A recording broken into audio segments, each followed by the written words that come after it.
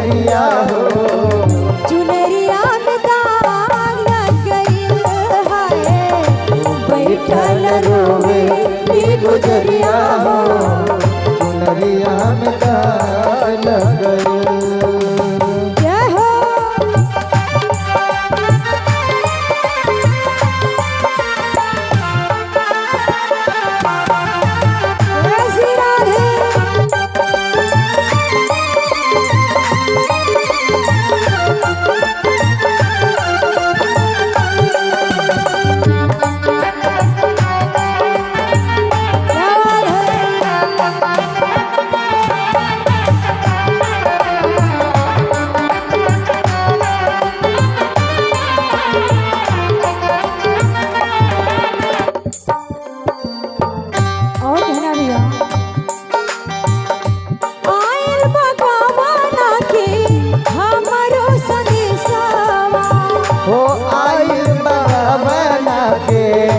हमरो सदेशवा जाई के बहामारा के पिया जी के देशवा।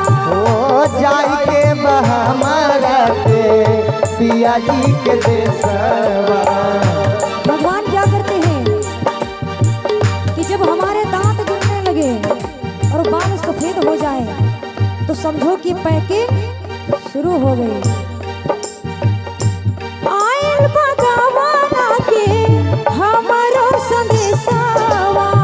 हो आइल बगवना के हमरो संदेशवा। जाई के बहामारा के पिया जी के देशवा। जाई के बहामारा के पिया जी के देशवा। लेकिन एक कमी है, क्या है? काच बाड़ी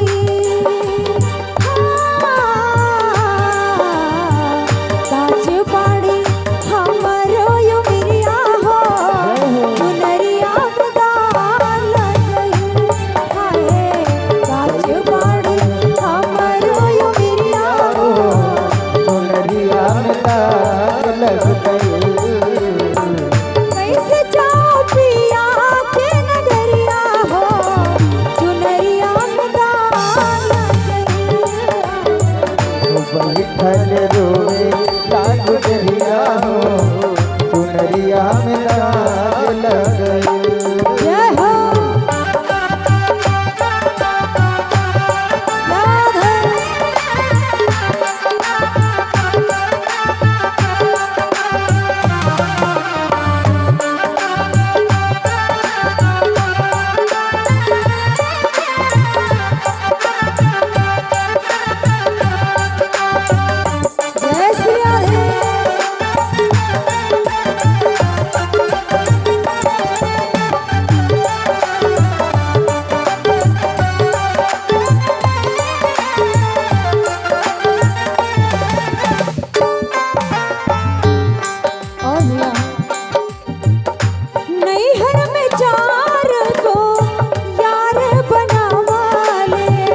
नैहर में चारी गो यार बनवले। दिन रात उनाही से नैना लड़ावाले। ओ दिन रात उनाही से नैना लड़वले। वो चार यार कौन से हैं? काम, क्रोध, मद, लोभ। इस माया के जाल में जो भी फंस जाते हैं उनका जीवन नरक के समान हो जाता है। इसलिए कहना है, नैहर में चार गो यार बनावाले। नैहर में गवना के यारे बनावले। दिन रात उन्हीं से नैना लड़ावाले। ओ दिन रात उन्हीं से नैना लड़वले।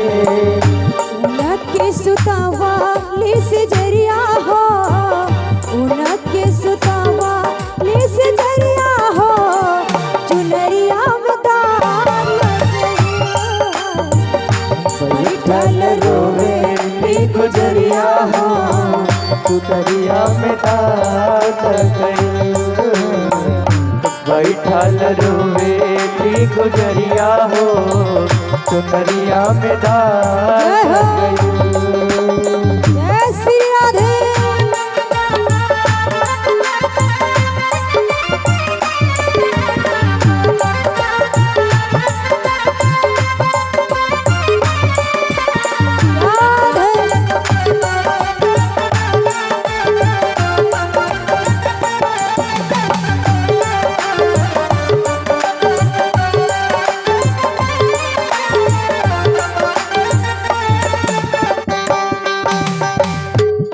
और ध्यान दीजिएगा भैया, ये जीवन पर आधारित भजन है, निर्गुण भजन।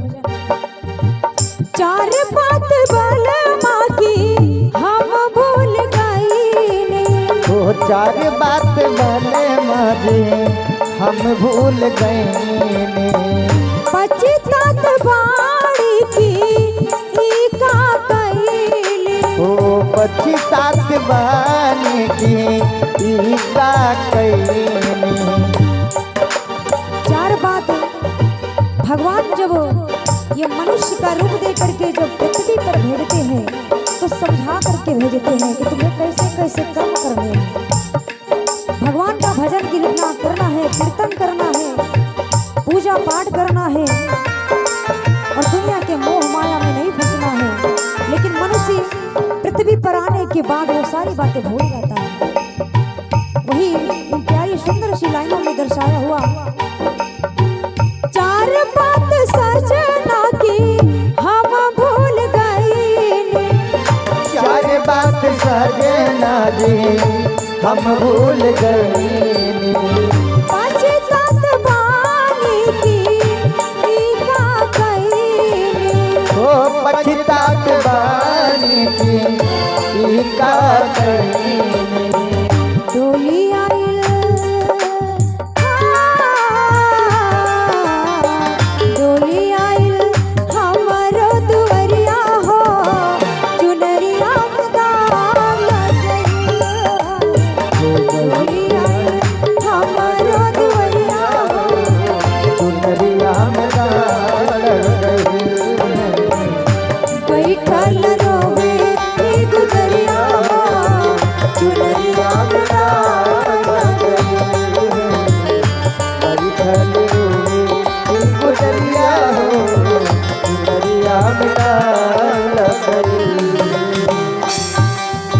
बोलिए व्यास भगवान की जय हो बोलिए श्याम सुंदर भगवान की जय हो बोलिए राधा रानी सरकार की जय हो। क्या बात है, ताली बजा दो, काहे के इंतजार कर रहे हो। जय श्री राधे, क्या बात, जय श्री श्याम। और ये भकुल पंजियार के बेटे सोनू और सूर्या, आपकी तरफ से 51 पत्र मुद्राओं का दान ठाकुर जी के चरणों में अर्पण हुआ है। ठाकुर जी सदा उनका कल्याण करते रहें, उनकी सदा झोलियां भरते रहें। बोलिए वृंदावन बिहारी लाल की जय हो। बोलिए यज्ञ पुरुष भगवान की जय हो। अब इधर क्या होता है भैया कि भगवान परीक्षित जी का इधर भीष्म पितामह के प्राण निकल जाते हैं, उनकी मृत्यु हो जाती है, परम धाम को प्राप्त हो जाते हैं। और जब समय बीतता है तो कुछ समय के बाद परीक्षित जी का जन्म का समय आ जाता है। तो भगवान श्याम सुंदर तब तक के लिए रुके थे कि जन्म हो जाए तब हम जाए। तो परीक्षित जी का जब समय बीता तो परीक्षित जी का जन्म हुआ, और जन्म हुआ तो जन्म लेते ही परीक्षित जी जैसे गर्भ से आते हैं तो अब इधर देखते हैं जब लिटाया गया उनको और सभी अपनी अपनी गोदी में ले लेकर खिला रहे हैं, तो अब वो उन्हीं को देख रहे हैं बार बार कि जो हमारे आसपास घूम रहे थे चतुर्भुजी रूप में। तो उनको देख रहे हैं, इधर उधर देख रहे हैं चारों तरफ कि हर कोई मुझे दिख रहा है, लेकिन वो आदमी नहीं दिख रहा है जो मुझे पहले दिखा था। और भगवान कन्हैया सामने नहीं थे। भगवान कन्हैया सब मन में सोच रहे हैं, सब जान रहे हैं कि ये मुझे देख रहा है, मुझे ढूंढ रहा है। तब कहने लगी उत्तरा कि हे श्याम सुंदर, आप हैं तो मेरे पुत्र का नामकरण भी कर दीजिए।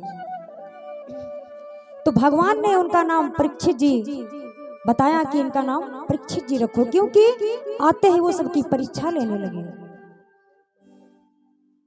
सबको देख रहे हैं, सबको ढूंढ रहे हैं, इसलिए कहने लगे कि सबकी परीक्षा लेते हैं तो इनका नाम परीक्षित जी रखो।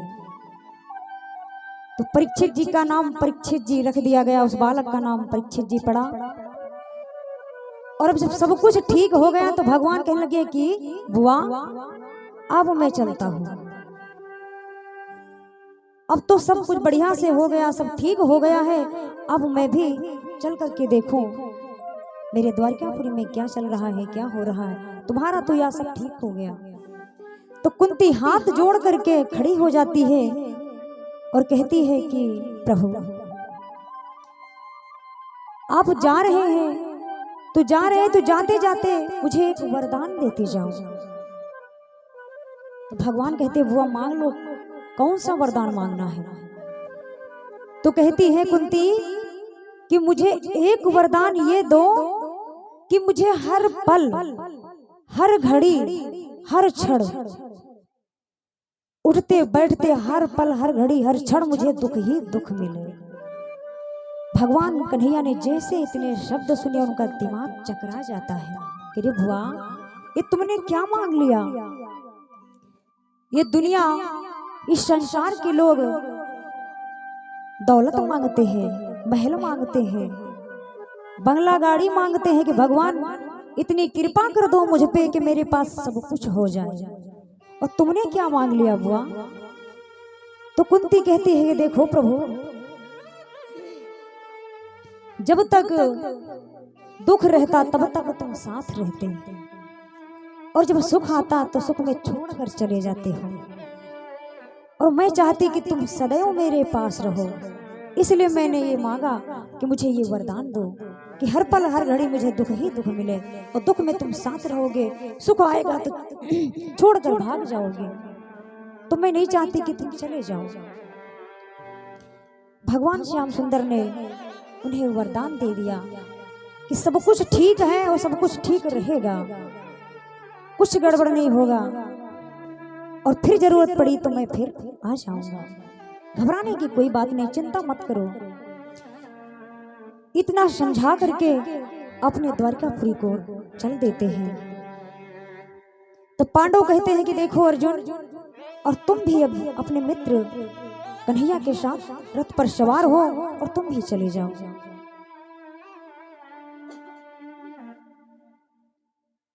अब रथ पर अर्जुन और भगवान कन्हैया सवार होते हैं और द्वारकापुरी चले जाते हैं। इधर परीक्षित जी शाने होने लगते हैं। 10-12 वर्ष के हुए, समय 10-12 वर्ष का बीतता है। तो जब समय बीत गया तो समय कुछ समय 10-12 वर्ष के बाद में जब वो अर्जुन वापस लौटते हैं तो भगवान श्याम सुंदर उनके साथ नहीं आते, वो अकेले वापस आते हैं। जब अकेले देखा अर्जुन आए हैं तो पांडव पूछने लगते हैं। भीम कहते हैं कि अर्जुन क्या बात है, तुम गए तो 2 थे, आए अकेले, और तुम्हारे मित्र कहाँ हैं, कन्हैया कहाँ है। दादा को उठा दीजिए, कोई हाथ लगा दीजिए थोड़ा। दादा उठ रहे, उठ नहीं पा रहे। उठना है, पूछ लीजिए उनसे। उठे उसके बाद फिर गिर गए। हाँ उठ रहे थे। बोली श्यामरी सरकार की जय हो। जय श्री राधे, जय श्री श्याम। बोली वृंदावन बिहारी लाल की जय हो। आप सभी भक्त ये जो इस आपके ग्राम में सोनवर्षा ग्राम में ये जो भागवत श्रीमद् भागवत कथा का आप सभी भक्त रसपान कर रहे हैं और ये हमारे विभूति पंजियार भैया जी के लाइव चैनल पर ये लाइव कथा चल रही है।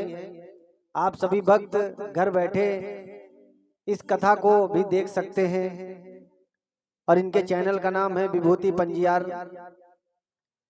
और ये हमारे विभूति पंजियार भैया जी साउंड ऑपरेटर भी हैं, साउंड भी ऑपरेट करते हैं। जो सुंदर सुंदर सी आवाज आपके कानों तक जाती है ये इन्हीं के हाथों का करिश्मा है।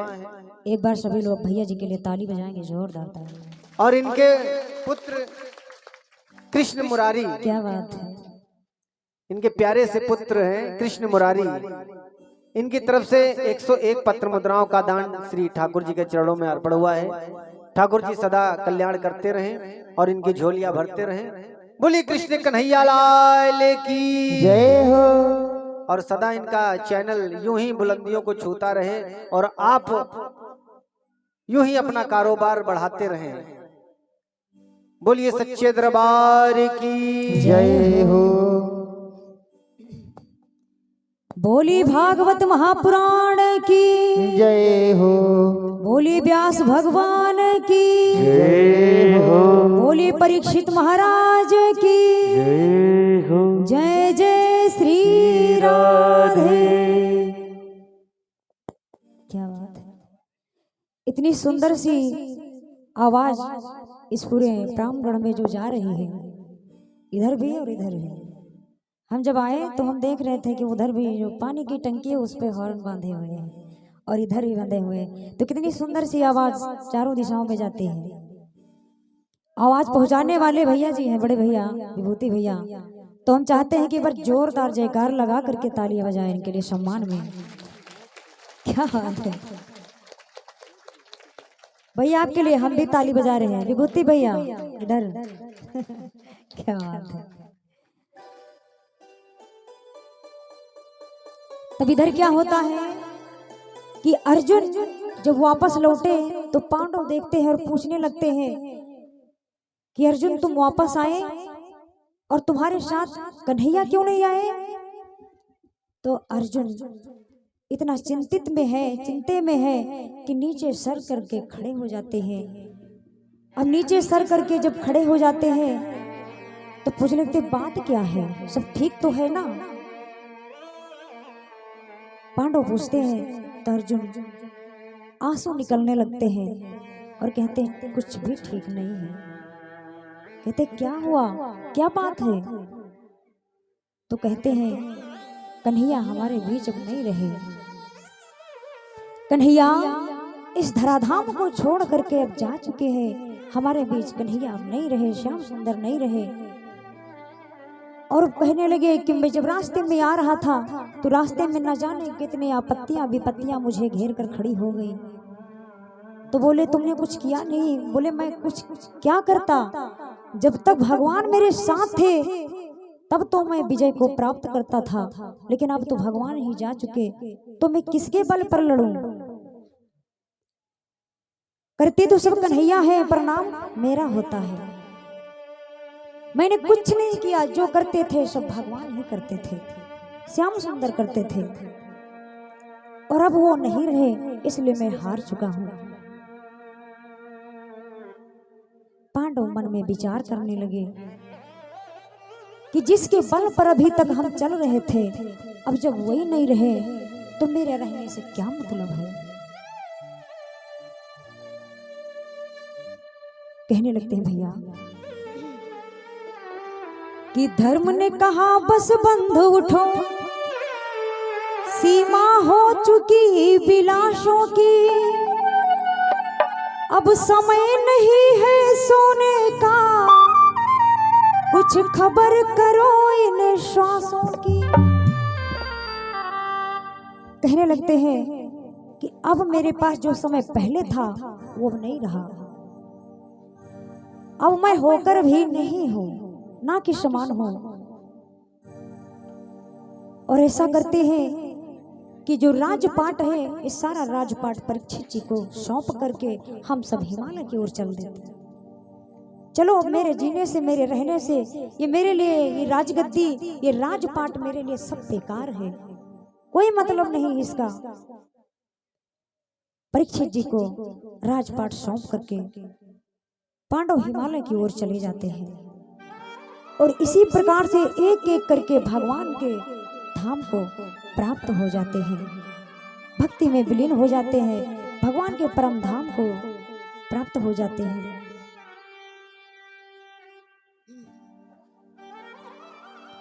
बोलिए शामरी सरकार की जय हो।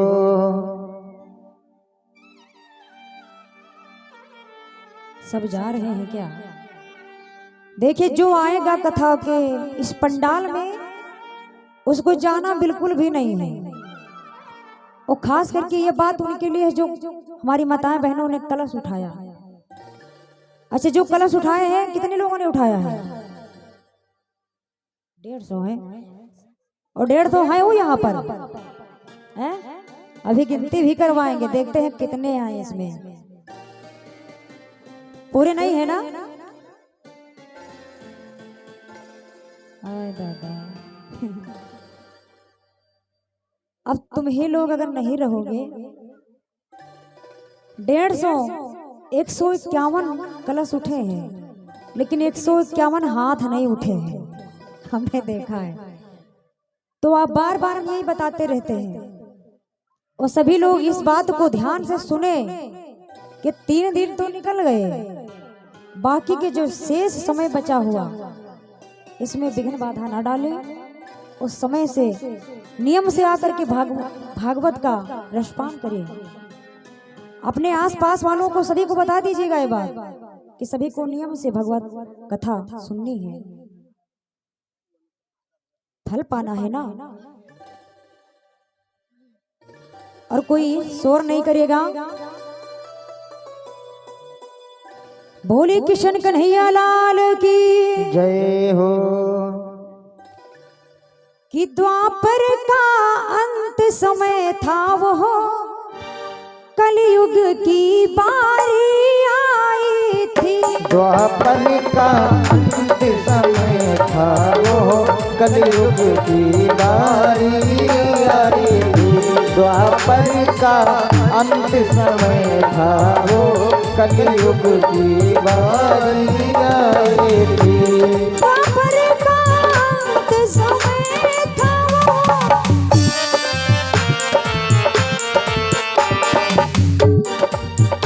कलयुग की बारी।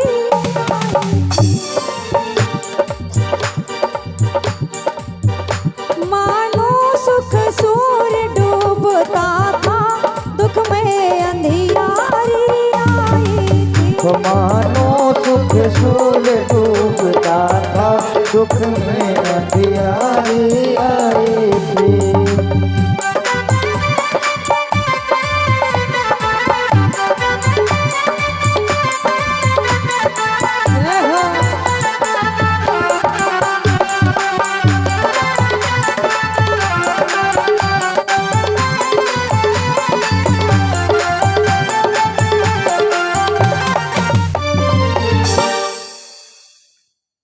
बोलिए व्यास भगवान की। ताली बजा रहे हैं तो आधी आधी। भैया थोड़ा एक बोतल में पानी ला दीजिए। और भैया थोड़ा माइक को ठीक कर दीजिए, गला पकड़ने लगा है कुछ सेटिंग में, इसको ठीक कर दीजिए, थोड़ा सही कर दीजिए भाई। अब इधर द्वापर युग का समय जो चल रहा था ये समाप्त होने वाला और कलयुग का उदय हो रहा। द्वापर समाप्त होने वाला है और कलयुग उगने वाला है। कलयुग का ये आगमन है कि द्वापर था मृत्यु शैया पर, कलिबाल रूप पलने पर था। पापों का उदय हो रहा था, पुण्यों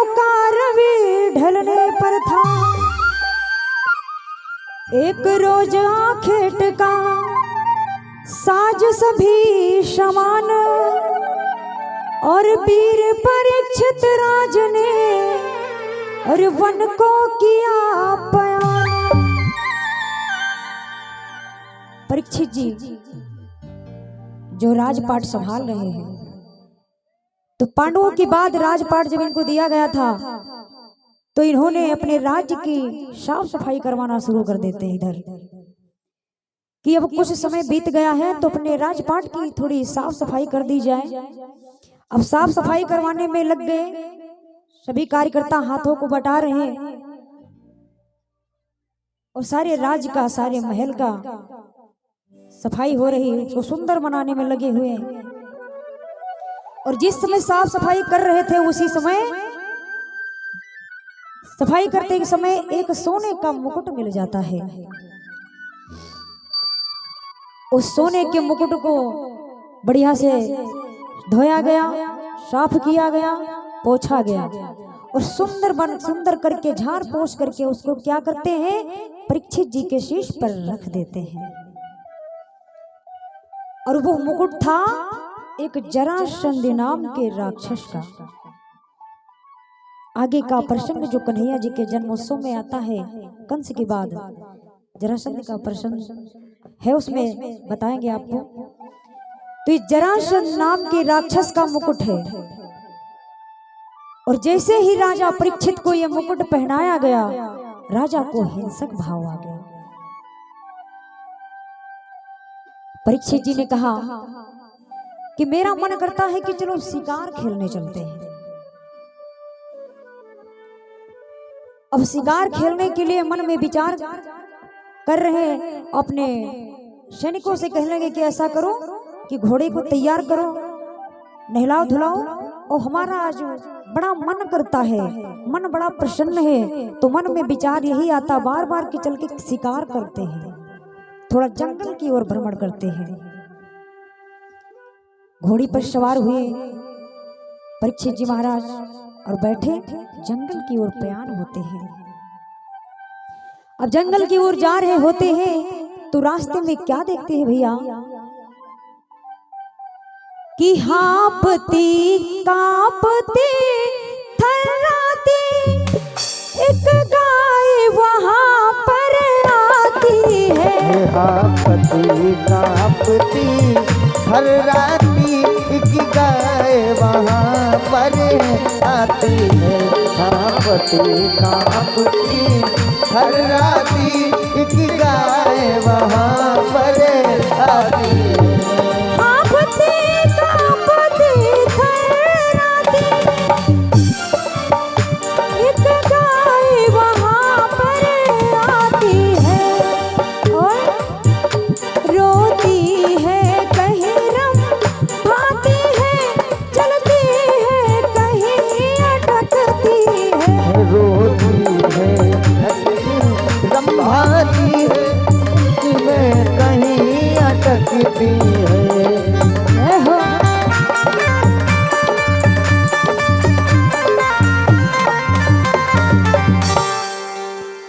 परीक्षित जी महाराज ने जब आधे रास्ते में पहुंचते हैं तो देखते हैं कि एक गाय जो चिल्लाती हुई, हांफती हुई और जोर जोर से थर्रा रही, कांपती हुई, दौड़ती भागती चली आ रही है, और उसके पीछे एक पैर का बछड़ा है,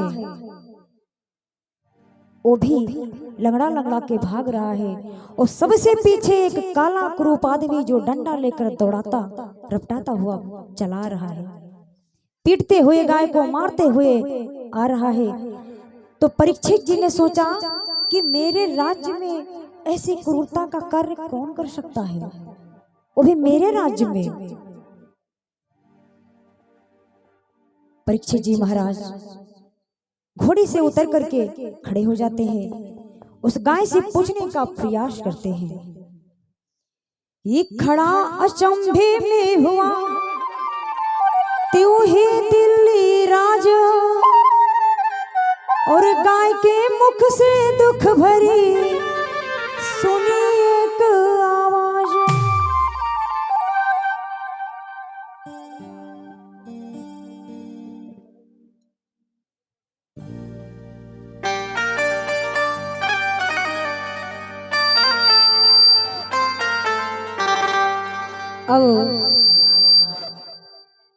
परीक्षित जी महाराज उस गाय से पूछने का प्रयास किए तो गाय से पूछने लगे कि देखो तुम इतना संकट में हो और रो रही हो, कारण क्या है और तुम कौन हो?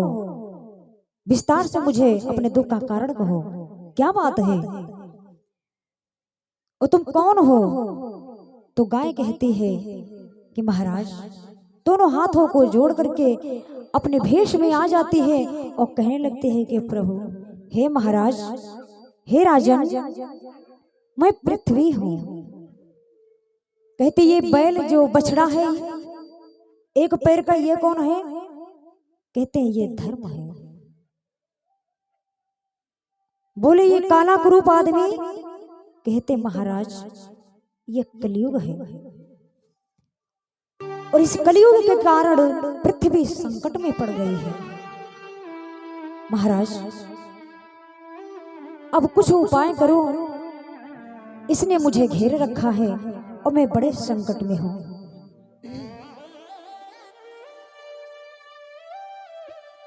तब परीक्षित जी कहने लगते हैं कि बस सावधान है पिशाच, हम तुझे न जिंदा छोड़ेंगे और गाय पर हाथ उठाता है हम उसी हाथ को तोड़ेंगे। परीक्षित जी महाराज ने तलवार निकाल लिया और निकाल कर तलवार सामने खड़े होते हैं और कहते, दुष्ट पापी, तूने गाय पर हाथ उठाया है और मैं तुझे जिंदा नहीं छोड़ूंगा। तुझे पता है कि तू किसके राज में ऐसी क्रूरता का कार्य कर रहा है? भूल गया तू कि तू कहां पर खड़ा है? कलयुग हाथों को जोड़ करके और सामने खड़ा हो जाता है। कहते हैं राजन, मैं कलयुग हूं, मुझ में लाख गुण है, लाख अवगुण है। मैं कलयुग हूं जरूर और लाख अवगुण है मुझ में, लेकिन फिर भी एक गुण है मुझ में। कहते ऐसा क्या है? वो कौन सा गुण है? तो कहने लगते हैं कि गुण एक है मुझ में कि कलयुग में सिर्फ अगर राम नाम ले लेते हो तो पाप कितने भी क्यों ना किए हो, लेकिन सारे पाप धुल जाते हैं सिर्फ राम नाम लेने से। एक बार जोर जाता है, बोलिए सियापति रामचंद्र भगवान की जय हो। कहते कलयुग केवल नाम आधारा और सुमिर सुमिर नर उतर ही पारा। तो राम का नाम लेने से इस कलयुग में आपका बेड़ा पार हो जाता है। तो परीक्षित जी कहने लगते वो बात तो सही है, लेकिन फिर भी हम तुम्हें जिंदा नहीं छोड़ेंगे। तो कलयुग हाथों को जोड़कर महाराज के सामने खड़ा हो जाता है। कहते हैं महाराज, कमियां हैं, अवगुण हैं और आप मेरे सामने हो, मैं पापी हूं, लेकिन अब आपके हाथ में है, मारो या छोड़ो। तो क्या कहता है भैया कि महाराज सामने कलयुग है और प्रभु ने दी है तलवार तुम्हें। तो महाराज सामने कलयुग है, प्रभु ने दी है तलवार तुम्हें। महाराज सामने कलयुग है, प्रभु ने दी है तलवार तुम्हें। महाराज सामने कलयुग है, प्रभु ने दी है तलवार तुम्हें। महाराज सामने कलयुग है, प्रभु ने दी है तलवार तुम्हें। महाराज सामने कलयुग है, प्रभु ने दी है तलवार तुम्हें। मारो या पालो न्याय मूर्ति, ये सारा है अधिकार तुम्हें। मारो या पालो गाय मूर्त, ये सारा है अधिकार तुम्हें। गाय मूर्ति, यह सारा है अधिकार तुम्हें। बोलिए शामरी सरकार की जय हो, बोलिए परीक्षित महाराज की जय हो। अब कलयुग हाथ जोड़कर सामने खड़ा है और परीक्षित जी से कह रहा है कि महाराज, आपके हाथ में तलवार है और बेशक आप मुझे मार सकते हैं, लेकिन मार तो देंगे आप मुझे, लेकिन ये धर्म के विरुद्ध होगा। कहते हैं राजा, जिस प्रकार मेरे 3 भाइयों ने यहाँ पर राज्य किया है, उसी प्रकार मैं इन तीनों भाइयों में से सबसे छोटा हूँ। सतयुग, त्रेतायुग और द्वापर युग। कहने लगे इन तीनों भाइयों में से मैं छोटा हूँ, और जैसे इन सभी भाइयों ने मेरे राज्य किया, उसी प्रकार से मुझे भी राज्य करने दीजिए, मैं भी राज्य करूंगा।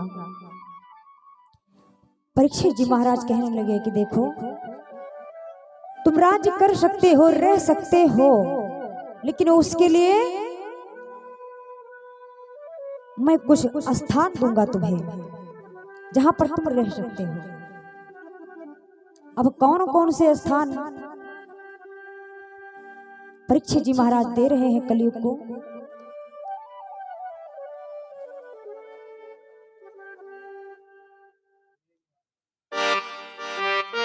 जय हो, मंगवा लो।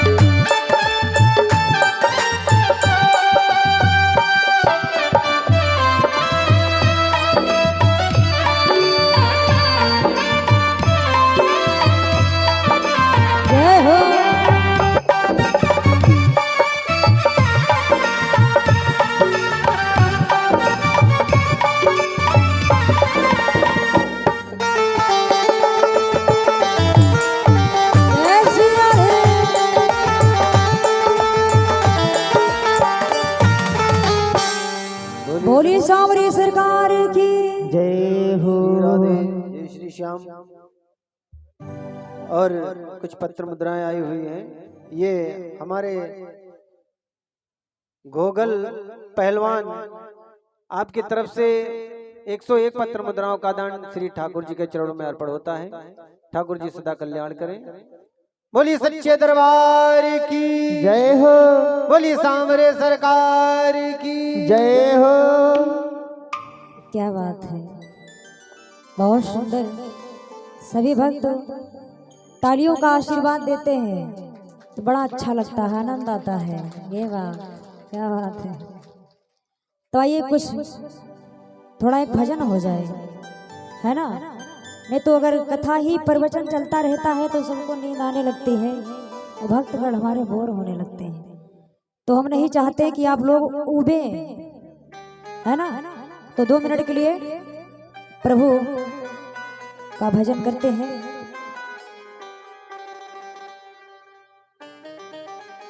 कहते हैं कि भजन कर मस्त जवानी में, बुढ़ापा किसने देखा है। जब यहाँ पे कहा जाता है कि कुछ भजन कर लो, कुछ कीर्तन कर लो, सत्संग कर लो और ज्ञान की गंगा में स्नान कर लो, तब मनुष्य ध्यान नहीं देता है। कहते हैं कि अभी हम जवान हैं और हमें अभी तो कुछ करना है, तो करने के लिए हमें जीवित रहना है। तो खा पी करके अपनी बॉडी को बनाए और जब बूढ़े हो जाएंगे तब भजन करेंगे। अरे तो कब करोगे? जब बुजुर्ग हो जाओगे तब करोगे, जब हो नहीं पाएगा। है भजन करना है तो जवानी में करो, बुढ़ापे में होने वाला नहीं है। और इन लाइनों में दर्शाया हुआ है क्या कि भजन कर मस्त जवानी में बुढ़ापा किसने देखा है। भजन कर मस्त जवानी में बुढ़ापा किसने देखा है। भजन कर मस्त जवानी में बुढ़ापा किसने देखा है। भजन कर मस्त जवानी में बुढ़ापा किसने देखा है। भजन कर मस्त जवानी में बुढ़ापा किसने देखा है। भजन कर मस्त जवानी में बुढ़ापा किसने देखा है। और क्या कहना भैया, बुढ़ापे में बहरे हो जाओगे, भजन तुम सुन नहीं पाओगे। बुढ़ापे में बहरे हो जाओगे, भजन तुम सुन नहीं पाओगे। बुढ़ापे में बहरे हो जाओगे, भजन तुम सुन नहीं पाओगे। बुढ़ापे में बहरे हो जाओगे, भजन तुम सुन नहीं पाओगे। भजन सुन, भजन सुन, जय हो। भजन सुन मस्त जवानी में बुढ़ापा किसने देखा। भजन कर मस्त जवानी में बुढ़ापा किसने देखा। याद है, जय हो, तालियों के साथ।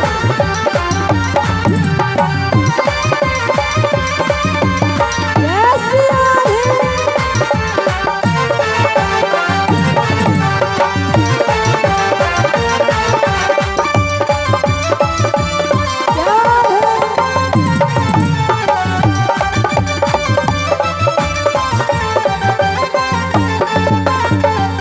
और सुनिए, बुढ़ापे में अंधे हो जाओगे, तीरथ तुम कर नहीं पाओगे। बुढ़ापे में अंधे हो जाओगे, तीरथ तुम कर नहीं पाओगे। जब हम भगवान के मंदिर जाते हैं तो भगवान को कैसे देखते हैं? आंखों से ही तो देखते हैं। और जब हम बुजुर्ग हो जाएंगे, हमें दिखाई नहीं देगा, तो हम दर्शन कैसे करेंगे? तो हम जवानी में करेंगे ना, अब करेंगे। समय अब है भजन करने का, कीर्तन करने का, दर्शन करने का। बुढ़ापे में अंधे हो जाओगे, दर्श तुम कर नहीं पाओगे। बुढ़ापे में अंधे हो जाओगे, दर्श तुम कर नहीं पाओगे। ताली लगा के दरस कर, दरस कर, दरस कर मस्त जवानी में बुढ़ापा किसने देखा है। दरस कर मस्त जवानी में बुढ़ापा किसने देखा है। भजन कर मस्त जवानी में बुढ़ापा किसने देखा है। भजन कर मस्त जवानी में बुढ़ापा किसने देखा है। यह याद है,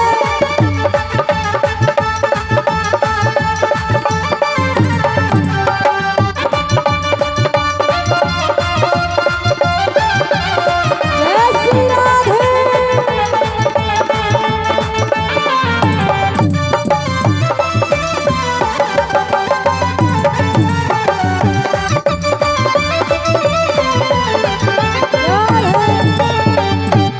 और सुनिए, बुढ़ापे में लंगड़े हो जाओगे, तीरथ तुम कर नहीं पाओगे। बुढ़ापे में लंगड़े हो जाओगे, तीरथ तुम कर नहीं पाओगे। जब हम चल ही नहीं पाएंगे तो वैष्णो देवी धाम कैसे जाएंगे? वृंदावन धाम कैसे जाएंगे जब हम चल नहीं पाएंगे? है इसलिए कहना है, बुढ़ापे में लंगड़े हो जाओगे, तीरथ तुम कर नहीं पाओगे। तो बुढ़ापे में लंगड़े हो जाओगे, तीरथ तुम कर नहीं पाओगे। तीरथ कर, जय हो। तीरथ कर, जय हो। तीरथ कर मस्त जवानी में बुढ़ापा किसने देखा है। तीरथ कर मस्त जवानी में बुढ़ापा किसने देखा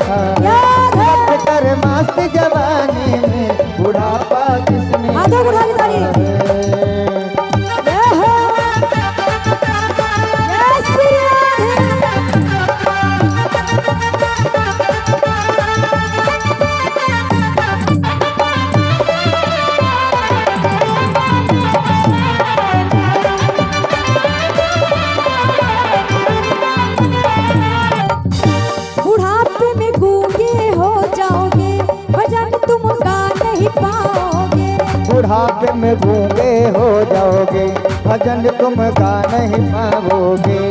देखो जब बुजुर्ग हो जाते हैं तो आवाज नहीं निकल पाती है, तो समझो उस समय तुम 5 साल के बच्चे के 3 साल बच्चे के समान हो जाते हो। और ये समय सबका आएगा, हमारा भी आएगा, आपका भी आएगा। बुढ़ापे में गूंगे हो जाओगे, भजन तुम गा नहीं पाओगे। बुढ़ापे में गूंगे हो जाओगे, भजन तुम गा नहीं पाओगे। इसीलिए कहना है भजन का, जय हो, भजन का, जय हो। भजन का मस्त जवानी में बुढ़ापा किसने देखा।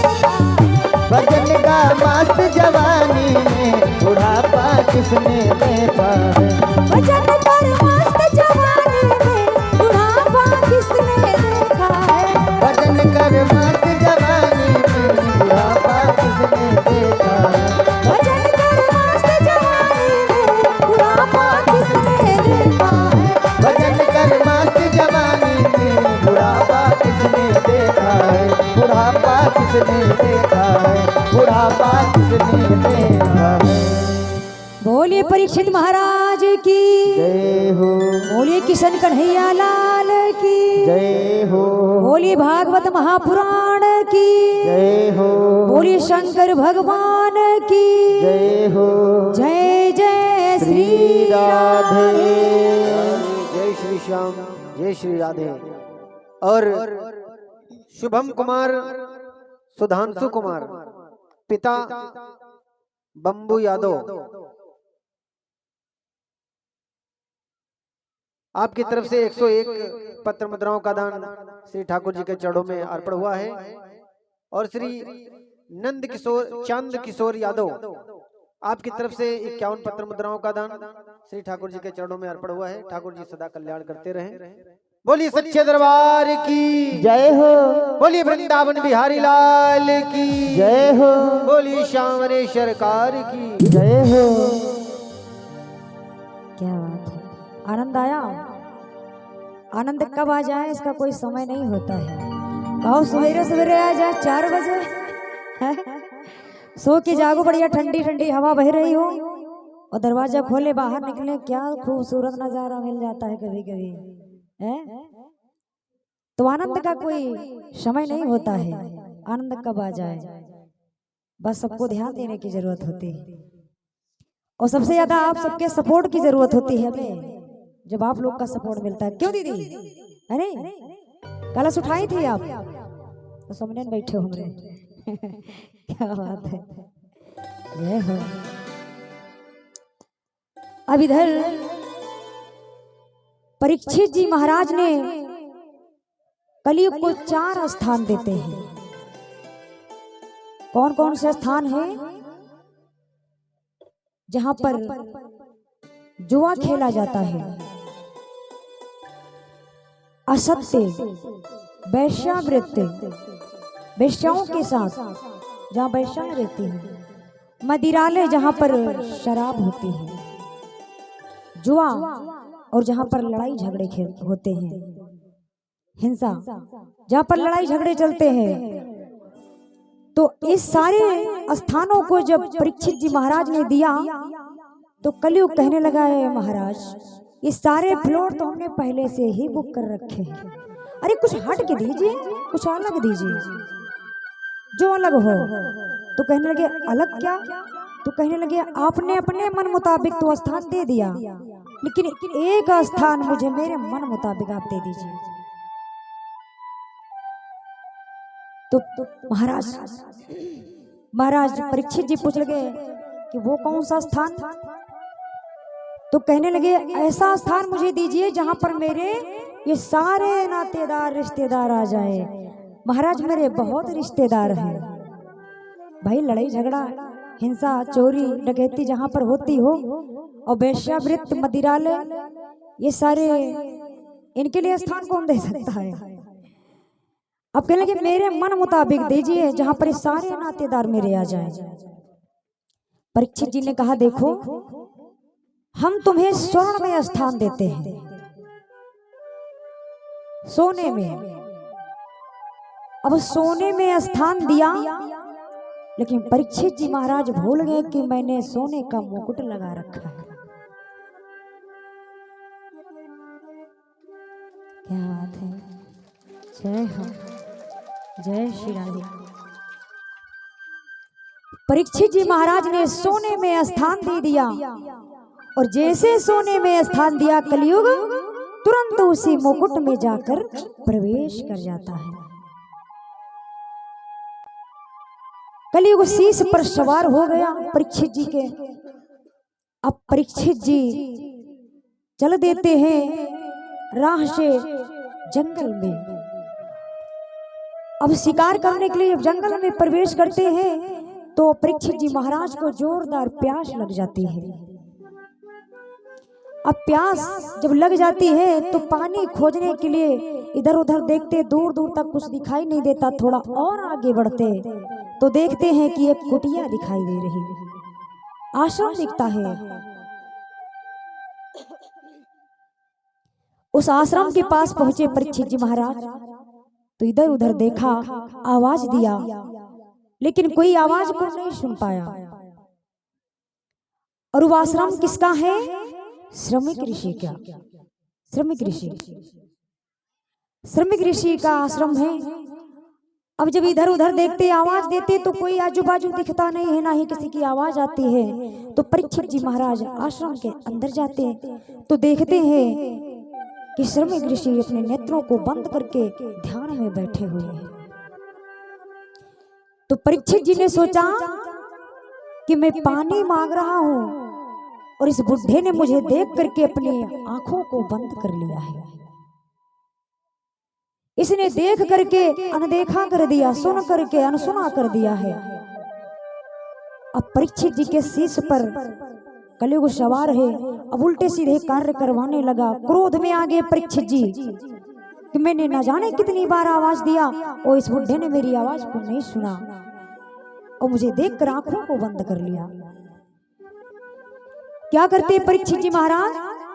देखते हैं कि एक मरा हुआ सर्प पड़ा था। सर्प को उठाया और श्रमिक ऋषि के गले में डाल दिया। अब जब श्रमिक ऋषि के गले में वो सर्प डाल देते हैं तो ये सारा दृश्य उनका एक श्रमिक ऋषि का एक शिष्य देख लेता है। अब वो शिष्य जा करके श्रमिक ऋषि के पुत्र श्रृंगी ऋषि को ये सारा हाल बताता है कि देखो, कोई दिखने में राजा जैसा लग रहा था और वो आया है, ऐसी क्रूरता का कार्य किया है, तुम्हारे पिताजी के गले में मरा हुआ सर्प डाल करके वो चला गया है। जैसे ही इतने वचन, इतनी बात को श्रृंगी ने सुना तो बिना समझे, बिना कुछ बोले तुरंत वो श्राप दे देता है। कहता है कि जिसने भी मेरे पिताजी के साथ ऐसी क्रूरता का कार्य किया है, ये यही तक्षक आज के 7वें दिन जीवित होकर के डसेगा और उसकी मृत्यु हो जाएगी। बोले किशन कन्हैया लाल की जय हो। अब श्रृंगी ऋषि ने परीक्षित जी महाराज को श्राप दे दिया। अब जब श्राप दे दिया तो शिष्य आकर के फिर से श्रमिक ऋषि को बताते हैं। तो श्रमिक ऋषि अपने नेत्रों को बंद किया और देखते हैं कि अरे देखे तो इसने किसको श्राप दिया है। जैसे ही नेत्रों को बंद किया देखते हैं, हाय हाय तूने क्या किया। कहते हैं पुत्र, तूने किसको श्राप दिया तुझे पता भी है? वो कितने धर्मात्मा राजा है, वो महाराज हैं, वो बड़े धर्मात्मा राजा है जिसने तुझे जिसको तूने श्राप दिया है। कहते ये उनका दोष नहीं है, ये सारा दोष कलयुग का है। श्रमिक ऋषि समझाने लगते हैं। अब वो नहीं मानता, कहता जब मैंने कह दिया तो कह दिया। तो श्रमिक ऋषि अपने शिष्यों को भेजते हैं कि जाकर के इसका संदेश महाराज परीक्षित जी को दे आओ।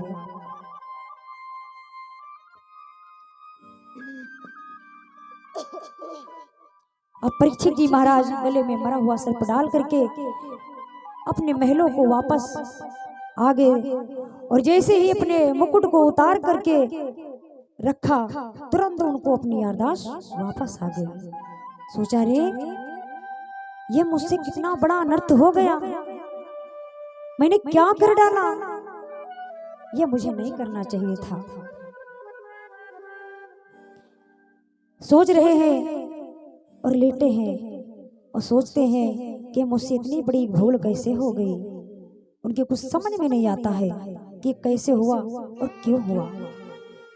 क्यों उन्होंने अगर जान के उन्होंने किया हो तब तो जाने कि मैंने किया है, करवा रहा है कलयुग तो उनको कैसे पता चले कि ये सब कैसे हुआ। अब उनको याद नहीं कि कलयुग मेरे साथ ही है।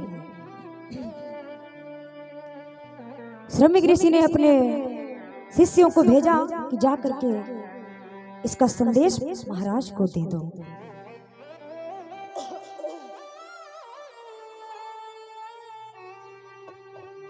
महाराज परीक्षित सोच में पड़े हुए हैं कि पड़े हुए थे शोक में यहाँ इस तरह भूप,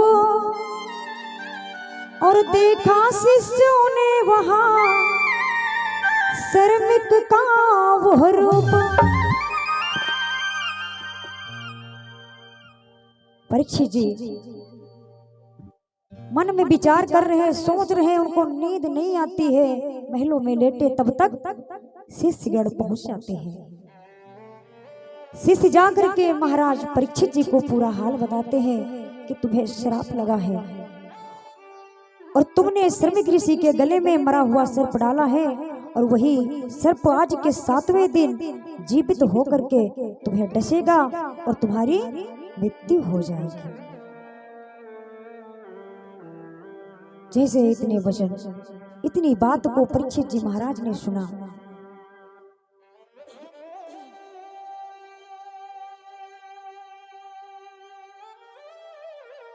परीक्षित जी मन में विचार करने लगे कि अब जब मुझे श्राप मिला है और कुछ ही शेष समय बचा है मेरे मरने का, तो अब इस राजपाट को मैं क्या करूं और क्या करूंगा।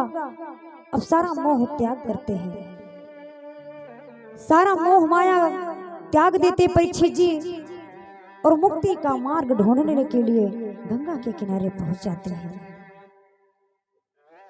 श्राप को सिरोधार्य कर मस्तक से लगाया, स्वीकार किया और गंगा के किनारे पहुंचते हैं। जब गंगा के किनारे पहुंचते तो गंगा के किनारे सुखदेव जी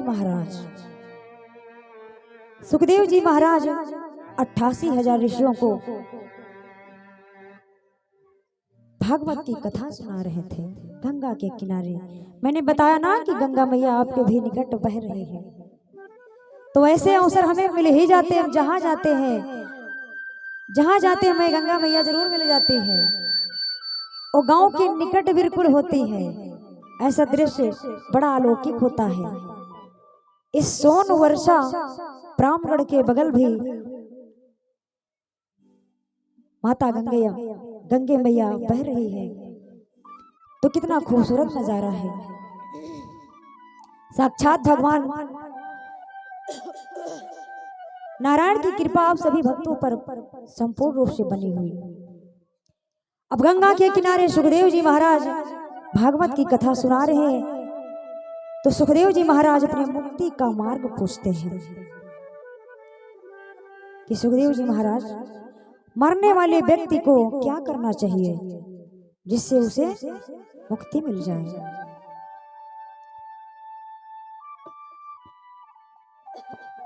हेलो। और कुछ पत्र मुद्राएं आई हुई हैं। ये हमारे ब्रह्मदेव भक्ता आपकी तरफ से 52 पत्र मुद्राओं का दान श्री ठाकुर जी के चरणों में अर्पण हुआ है। और ये पिकेश मरर, पिता राम बदन मरर, आपकी तरफ से 51 पत्र मुद्राओं का दान। और हमारे जसवंत जसवंत कुमार पिता बिलास मरर, ये भैया जी पटना के हॉस्पिटल में लगभग 2 महीने से भर्ती हैं। इनका खेत में काम करते वक्त इनको काफी चोट लग गई थी और निरंतर 2-2.5 महीनों से ये पटना के हॉस्पिटल में भर्ती हैं और अपने स्वास्थ्य की हम सभी भक्त उनके शीघ्र स्वस्थ होने के लिए ठाकुर जी से प्रार्थना करेंगे। और वहीं से उन्होंने श्री ठाकुर जी के चरणों में 101 पत्र मुद्राओं का दान प्रभु के चरणों में अर्पण किया है। ठाकुर जी की कृपा उन पर रहे और वो जल्द से जल्द स्वस्थ हो जाएं। आप सभी भक्तों से यही निवेदन है कि आप सभी भक्त भी उनके लिए यही कामना करें। बोलिए सच्चे दरबार की जय हो, बोलिए सामरे सरकार की जय हो, बोलिए वृंदावन बिहारी लाल की जय हो। क्योंकि कहते हैं जिस पर ठाकुर जी की कृपा हो जाए उसे इधर उधर कहीं पर भटकना नहीं पड़ता है। और आप सभी भक्त यहाँ पर आए हुए हैं। कुछ भक्त ऐसे होंगे क्योंकि जब आप कभी भी किसी भी कीर्तन सत्संग भजन जब ऐसी जगहों पर जाएं तो कुछ समय के लिए अपने काम धाम जितना भी आप उससे बिल्कुल कनेक्शन कट कर लीजिए। कहते हैं कि कुछ समय ऐसा निकालो प्रेम कर लो राम से, क्या बात है। और जब तलक है जिंदगी फुर्सत न होगी काम से। जय हो। और ये जो पावन घड़ी है, जो आज की पावन घड़ी है, जो आपके ग्राम में न जाने लोग कितने वर्षों तक सिर्फ और सिर्फ आयोजना बनाते रहते हैं, न जाने कितनी बार मीटिंग बुलाते रहते हैं, लेकिन श्रीमद् भागवत कथा का आयोजन नहीं करवा पाते हैं। इतना आसान नहीं है कि इतना बड़ा यज्ञ करवा पाए। और ठाकुर जी की कृपा देखिए कि ठाकुर जी स्वयं चल करके आपके ग्राम में आए हुए हैं। इसीलिए इस पावन घड़ी का आप लोग सदुपयोग करिए। कहते हैं कि जिस घड़ी अपनी घड़ी असली घड़ी पर आएगी, 2 शब्द हैं और इस घड़ी में जितनी बार घड़ी शब्द आएगा हर बार घड़ी शब्द का अर्थ बदल जाएगा। कि जिस घड़ी अपनी घड़ी असली घड़ी पर आएगी तो चाबी देने से भी न एक पल घटने बढ़ने पाएगी। जो घड़ी का शौक है रख हर घड़ी उस पर नजर, हर घड़ी अपनी घड़ी ध्यान में रखना मगर। कि जो घड़ी हाथों से निकली हाथ फिर ना आएगी, और जो घड़ी है हाथ में वो भी न बचने पाएगी। तो इससे तो दे अपनी घड़ी, अरे ठाकुर जी जैसे घड़ी साज को, अरे जैसी घड़ी उनकी बनी सबकी घड़ी बन जाएगी।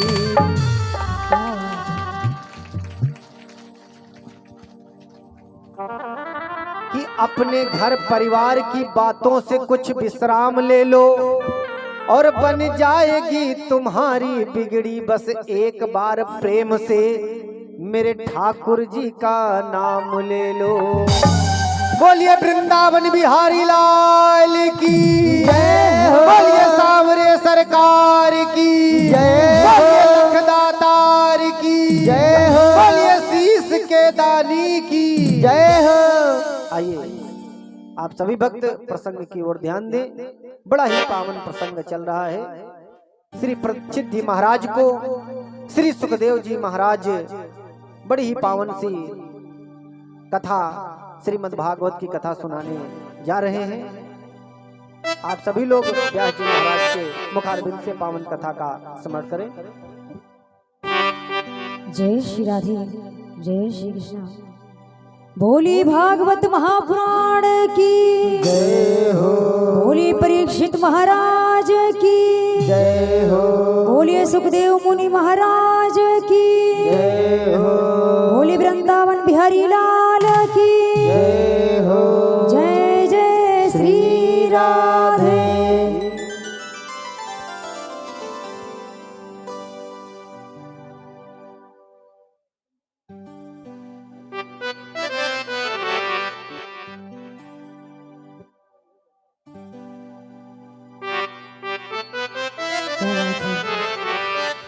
तो आइए कुछ शेष क्षण बचे हुए हैं।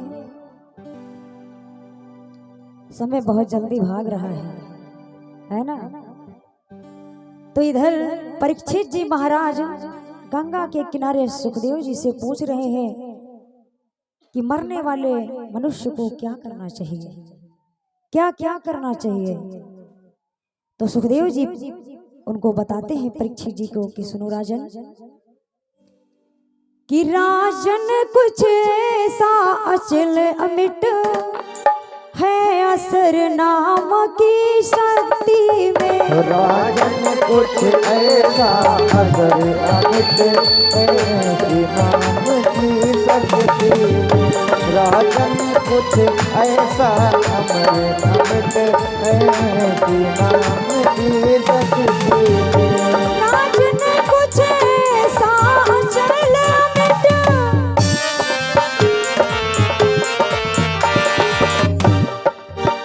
है असर नाम की शक्ति में। और है सात रोज की बात बहुत क्षण भी न लगेगा मुक्ति में। है सात रोज की बात बहुत क्षण भी न लगेगा मुक्ति में। जय हो धन्यवाद।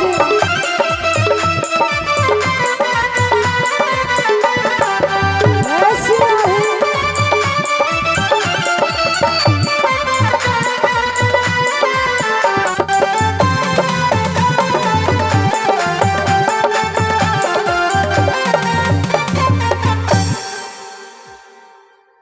अभी सुखदेव जी महाराज कहते हैं कि सुनो राजन, मैं तुम्हें मुक्ति का मार्ग बताता हूँ कि ऐसी अमृतमयी कथा है जो कथा का नाम है श्रीमद् भागवत की कथा। अगर तुम श्रीमद् भागवत की कथा नियम अनुसार अगर सुनते हो तो एक क्षण भी नहीं लगेगा, मुक्ति को प्राप्त हो जाओगे। क्षण भर नहीं लगता है मुक्ति मिलने में। और नियम अनुसार तुम भागवत की कथा का रसपान करो जिससे तुम्हें मुक्ति मिल जाएगी। अब इधर सुखदेव जी महाराज परीक्षित जी को सारी कथा 7 दिनों तक सुनाते हैं। बोलिए सुखदेव मुनि महाराज की जय हो, बोले किशन कन्हैया लाल की जय हो। अब मुक्ति परीक्षित जी को 7वां दिन जब पूर्ण हो जाता है, जब इस कथा का 9वां दिन जब संपूर्ण होगा, उस दिन लास्ट में मुक्ति इनको दिलाई जाएगी। अब इधर सुखदेव जी महाराज इनको गंगा के किनारे परीक्षित जी को निरंतर कथा भागवत की सुना रहे हैं मुक्ति पाने के लिए। ऐसी है हमारी भागवत की कथा कि जिसको रसपान करते ही क्षण भर भी नहीं लगता है और सारे जीवन के पाप नष्ट हो जाते हैं।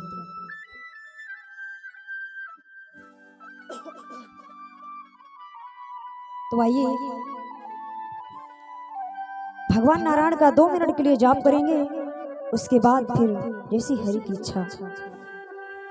कि श्रीमन नारायण नारायण हरि हरि, श्रीमन नारायण नारायण हरि हरि, श्रीमन नारायण नारायण हरि हरि, श्रीमन नारायण नारायण हरि हरि, ओ श्रीमन नारायण नारायण हरि हरि, भजमन नारायण नारायण भजमन नारायण नारायण हरि हरि हरे हरे हरे हरे हरे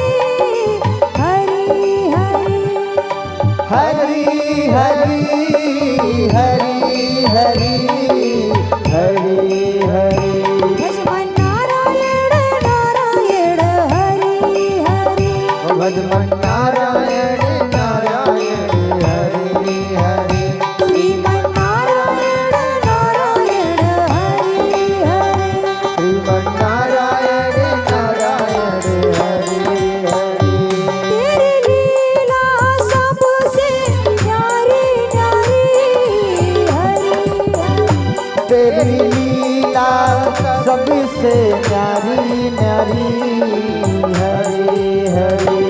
तेरी लीला सबसे न्यारी न्यारी हरे हरे ओ तेरी लीला सबसे न्यारी न्यारी हरि हरि भजमन नारायण नारायण हरे हरे ओ भजमन नारायण नारायण हरि हरि श्रीमन नारायण नारायण हरे हरे श्रीमन नारायण नारायण हरि हरि तेरी लीला सबसे न्यारी न्यारी हरे हरे तेरी लीला सबसे न्यारी न्यारी हरि हरि तेरी लीला सबसे न्यारी न्यारी हरे हरे ओ तेरी लीला सबसे न्यारी न्यारी हरि हरि भजमन नारायण नारायण हरे हरे ओ भजमन नारायण नारायण हरि हरि श्रीमन नारायण नारायण हरे हरे श्रीमन नारायण नारायण हरि हरि भजमन नारायण नारायण हरि हरि नारायण नारायण हरि हरि श्रीमन नारायण नारायण हरि हरि बोले विष्णु भगवान की जय हो बोले सांवरे सरकार की जय हो बोले परीक्षित महाराज की जय हो जय जय श्री राधे।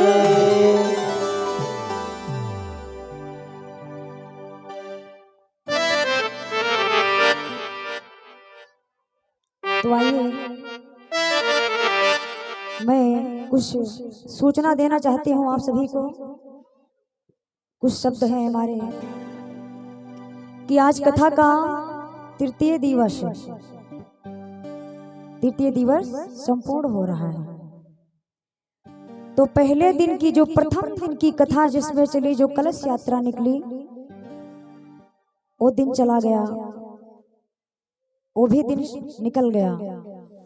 2 दिन की जो कथा इधर चली, द्वितीय दिवस और तृतीय दिवस,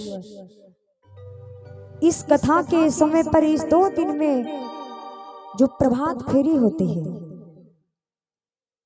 जिसका सहारा पकड़ के हम सब आपके प्रांगण में बैठे हुए हैं, वो नहीं हो पाया। क्यों नहीं हो पाया? कि हमारे बड़े भैया जो उपेंद्र जी भैया हैं हमारे, इनका स्वास्थ्य गड़बड़ हो गया। 2 दिन से गर्मी के कारण ज्यादा गड़बड़ हो गया, जिस कारण ये आ नहीं पाए, कुछ कर नहीं पाए। इन्हें छोड़ करके हम सब अकेले कर नहीं पाए, जा नहीं पाए। तो 3 दिन तो वैसे निकल गए, व्यर्थ में चले गए। बाकी का जो शेष समय बचा हुआ है, तो आप लोग पर यह निर्भर करता है कि आप लोग जैसे चाहेंगे ऐसे हम सबकी विदाई आप लोग मिल करके करेंगे। ये आप सबके हाथ में है। लाज लिहाज, ये इज्जत आबरू सब आप सबके हाथों में है। आप लोग मान सम्मान देंगे तो हम लोग खुशी खुशी यहाँ से जाएंगे। और उम्मीद तो यही है आप सबसे कि सभी भक्त पर भगवान नारायण की कृपा है। तो मैं चाहूंगी कि हमारे उपेंद्र भैया कुछ शब्द रखें, अपने कुछ कहना चाहते हैं आपसे। एक बार जोरदार तालियां हो जाए भैया जी के लिए। जय हो।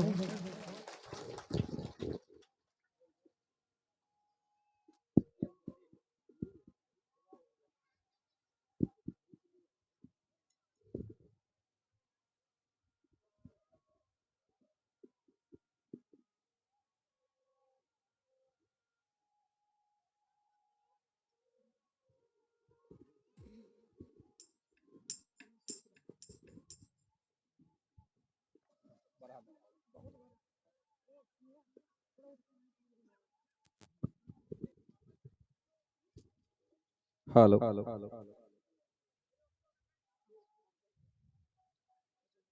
मैं भागवत परिवार की ओर से सर्वप्रथम आपके बीच व्यासपीठ पर उपस्थित आदरणीय कल्पना मधुर शास्त्री जी, मंच पर उपस्थित सभी भागवत परिवार के सदस्यगण, मंच पर उपस्थित यहाँ के आचार्यगण और पंडाल में उपस्थित माताएं बहनें, सत्संग प्रेमी संतजन, सबों को भागवत परिवार की ओर से हार्दिक अभिनंदन, वंदन, चंदन करता हूँ। हमने जो आपके गांव कथा लाने की साहस की है, वो मेरे पास ना कोई साहस रहे, ना कोई हिम्मत है, ना कथा कराने की कोई शक्ति है। केवल भगवान भरोसे हमने आपके गांव में ये कथा लाए हैं और अचानक मेरा स्वास्थ्य कुछ गड़बड़ हो गया। खैर कोई बात नहीं, भगवान पे भरोसा है, स्वास्थ्य ठीक हो जाएगा, कोई दिक्कत नहीं। आज मैं ठीक हूँ। मैं चाहता हूँ सभी माताएं बहनें से आप लोग शांति पूर्वक कथा श्रवण करें। जो आपको व्यासपीठ से दीदी के द्वारा जो कथा सुनाए जाते हैं, वह कथा को अपने मन में विचार करें, अपने जीवन में उतारें, ताकि आपका जीवन मंगल में हो, सुख में हो। आप ये कथा पंडाल में बैठ के शांतिपूर्ण सुन रहे हैं, ये नहीं कि आप सुन लिए और चले गए और फिर बाद में भूल गए, ऐसा नहीं। जो शब्द आपको इस कथा में अच्छा लगे, आपसे जीवन में जुड़े हुए हो, आपको ये लगे कि मेरे जीवन को सुधार सके, वो शब्द आप अपने जीवन में उतार लें, ताकि आपको ये पता चलेगा आप अपने परिवार में पिता को सम्मान कैसे करेंगे, माता को सम्मान कैसे करेंगे, भाई भाई आपस में कैसे रहते हैं। ये सब दीदी जी के द्वारा बताए गए कथन को आप अपने जीवन में उतारो।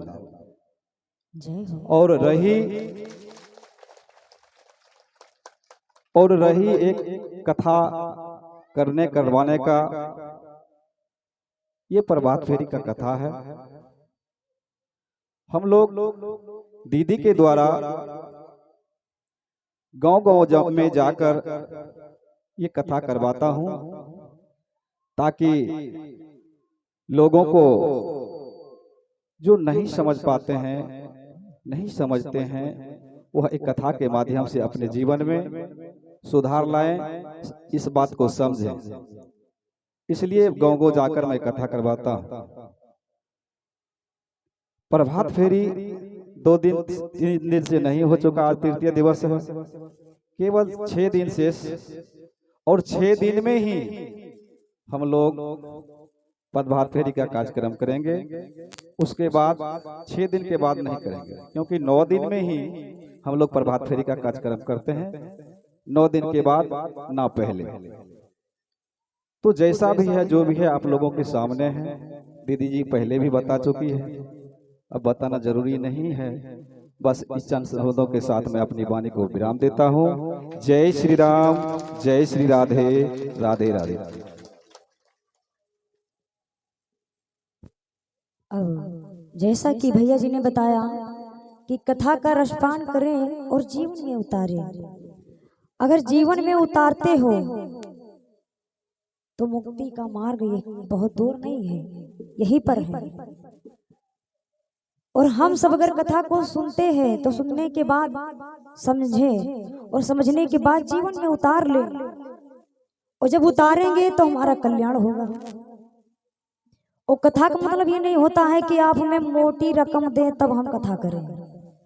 मोटी रकम तो बहुत जगह मिलते हैं दादा, 10-10 लाख पर होती है, और बहुत नॉर्मल कथा हम करते हैं तो भी 1.5 लाख पे जाती है, 2 लाख पे जाती है अकेले जो हमें मिलता है।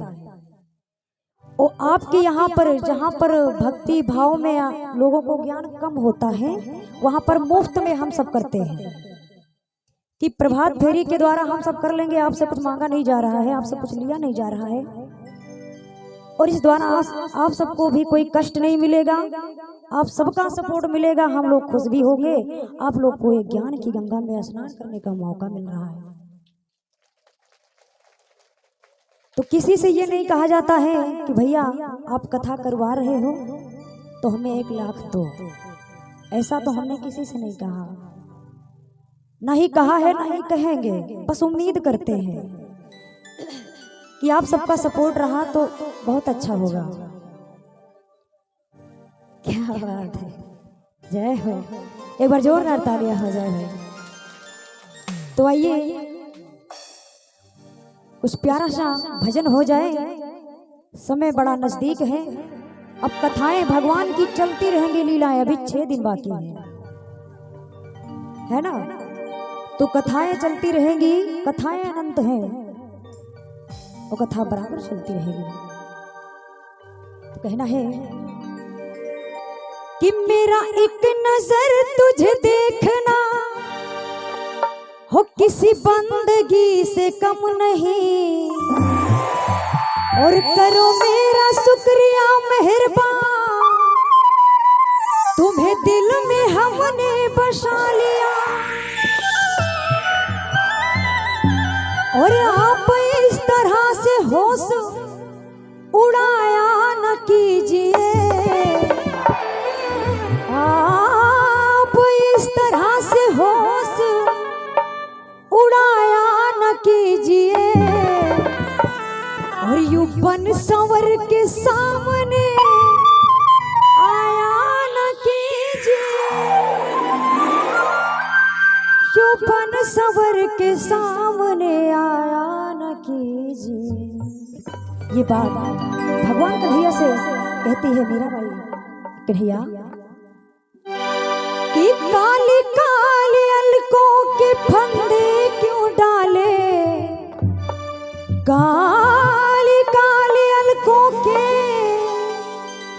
फंदे क्यों डाले, ओ हमें जिंदा रहने दे ऐ मुरली वाले, हमें जिंदा रहने दे ऐ मुरली वाले, हमें जिंदा रहने दे मुरली वाले।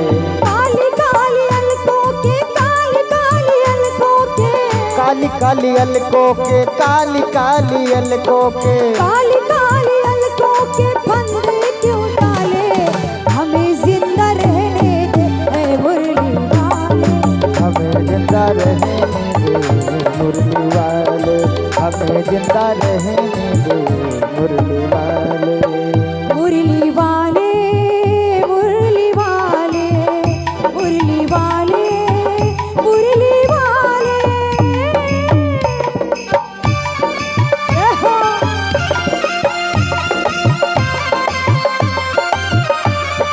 याद है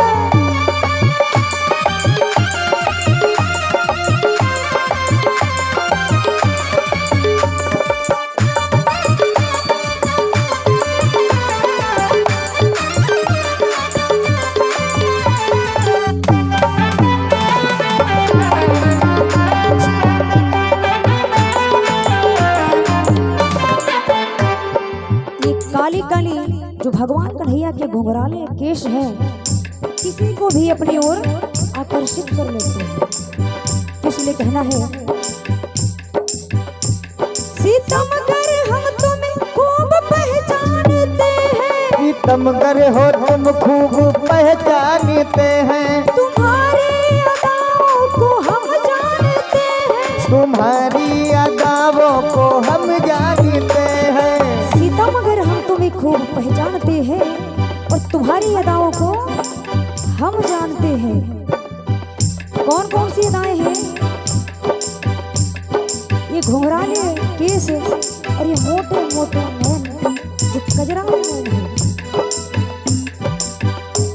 सीतमगर हम तुम्हें खूब पहचानते हैं, सीतमगर हो हम खूब पहचानते हैं, तुम्हारी अदाओं को हम जानते हैं, तुम्हारी अदाओं को हम जानते हैं।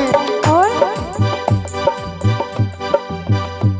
भरे बे मोहब्बत में उलझाने वाले, भरे बे मोहब्बत में उलझाने वाले, हमें जिंदा रहने दे ए मुरली वाले, ओ हमें जिंदा रहने दे मुरली वाले, हमें जिंदा रहने दे मुरली वाले। मुरली वाले, मुरली वाले, मुरली वाले, मुरली वाले। रहो। याद है।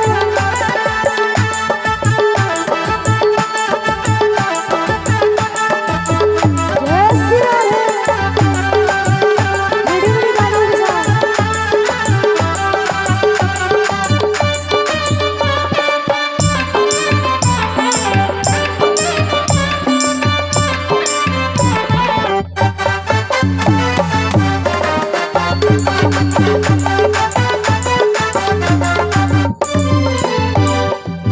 और कहते हैं भगवान कन्हैया से कन्हैया,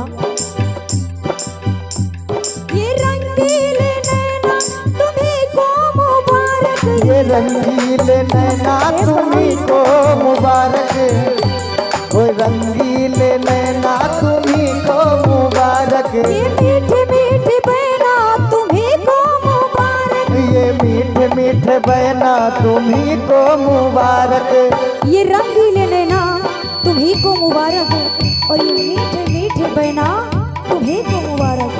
कन्हैया ये रंगीले नैना तुम्हीं को मुबारक, ये रंगीले नैना तुम्हीं को मुबारक, ये मीठे मीठे बहना तुम्हीं को मुबारक, ये मीठे मीठे बहना तुम्हीं को मुबारक। और हमारी तरफ से निगाहें हटा ले, हमारी तरफ से निगाहें हटा ले, हमें जिंदा रहने दे ए मुरली वाले, हमें जिंदा रहने दे मुरली वाले, हमें जिंदा रहने दे मुरली वाले। मुरली वाले, मुरली वाले, मुरली वाले, मुरली वाले।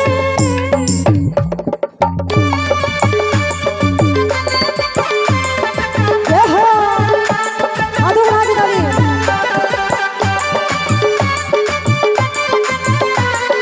जय श्री राधे। राधे।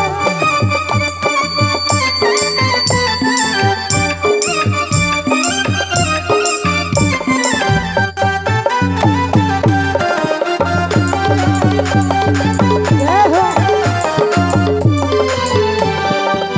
सभी भक्तों से निवेदन है, भजन की अंतिम लाइन हाथों को उठा के ताली बजाएंगे, सभी के हाथ ऊपर होने चाहिए। हमें जिंदा रहने दे ए मुरली वाले, हमें जिंदा रहने दे ए मुरली वाले, हमें जिंदा रहने दे ए मुरली वाले, हमें जिंदा रहने दे हमें जिंदा रहने दे ए मुरली वाले। हमें जिंदा रहने दे मुरली वाले। बोली वृंदावन बिहारी लाल की, जय हो, बोली शामरी सरकार की, जय हो, बोली व्यास भगवान की, जय हो, बोली किशन कन्हैया लाल की, जय हो, बोली भागवत महापुराण की, जय हो, बोली ग्राम स्थान की, जय हो, बोली अपने अपने माता पिता की, जय हो। जय जय श्री राधे।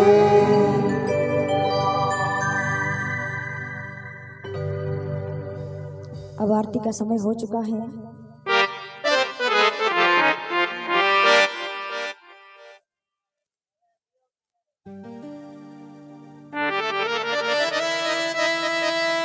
यजमान जी से निवेदन है कि आरती जला लीजिए।